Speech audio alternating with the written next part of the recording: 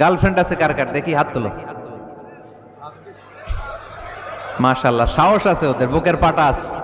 হাত নামা বেটা। এই গার্লফ্রেন্ড বয়ফ্রেন্ডের সাথে আমাদের কোনো সম্পর্ক, আমরা বিয়ে করব। কি করব? বিয়ে করব। চেয়ারম্যান সাহেব বিয়ে করাই দিন এগুলোরে, আপনার দায়িত্বে দিয়ে গেলাম। এই গার্লফ্রেন্ড বয়ফ্রেন্ড এগুলো ইসলামের কালচার নয়। বিয়ের চেয়ে ভালো কাজ পৃথিবীতে হতে পারে।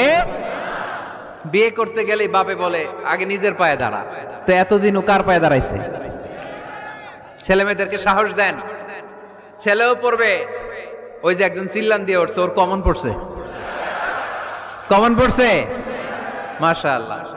গার্ডিয়ানরা যারা আছেন ওদের দুঃখ কষ্ট একটু বুঝছেন আপনারা, মিলাই দিয়েন ওদেরকে, বিয়ের পিড়িতে বসায় দিয়েন।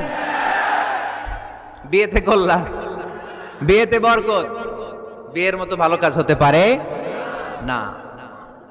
সব নবীরা বিয়ে করেছেন। আর নিকাহ মিন সুন্নতি, বিয়ে আমার সুন্নাত। ফামান রাগিবা আন সুন্নতি ফালাইসা মিন্নি, যে আমার সুন্নতকে ভালোবাসে না সে আমার উম্মত হতে পারে না। বিয়েটাকে সহজ করে দেন। যেই সমাজে বিয়ে সহজ ওই সমাজে জিনা কঠিন, তাই না? যেই সমাজে জিনা সহজ ওই সমাজে বিয়ে কঠিন। আমাদের সমাজে জিনা করা সহজ, বিয়ে করতে লাগে 10 লাখ, জিনা করতে লাগে 1000, ঠিক কি না? 10 লাখ টাকা ছাড়া বিয়ে করা যায় না। এটা লাগবে, ওইটা লাগবে, এই দাও ওই দাও, মোহর দাও, বিশাল অঙ্কের মোহর। 10 লক্ষ টাকা ধার্য না করলে মেয়ে দিবে না, এরকম আছে না নাই?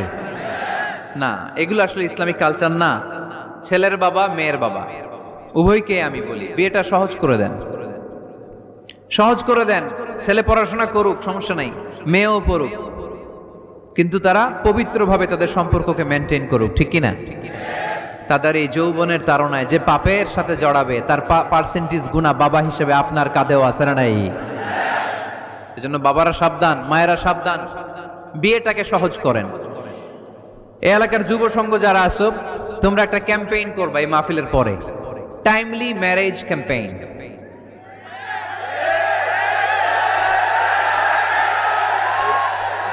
টাইমলি ম্যারেজ ক্যাম্পেইন, সময় মতো বিয়ে দিতে হবে, দেরি করা যাবে।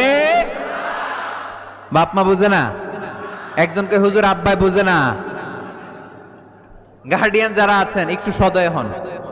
ওরা যে পাপের সাথে, পাপের রাস্তা যে ওরা চিনে যাচ্ছে, পাপের পথে যে জড়িয়ে যাচ্ছে, আল্লাহর সুপ্রিম কোর্টের কাঠগড়ায় আসামি করে আল্লাহ সেদিন আপনারে দাঁড় করাবে। আল্লাযীনা হুম লিফুরুজিহিম হাফিজুন, দে গার্ড देयर প্রাইভেটস। মুকদ্দামাতুল হারামে হারাম, এট এ গ্ল্যান্স। একটা নারীর দিকে চোখ পড়ে যাওয়া এটা হারাম না, কিন্তু এই চোখ পড়ার কারণে এটা জেনার দিকে নিয়ে যাবে, এজন্য এটাকেও হারাম করেছে কে?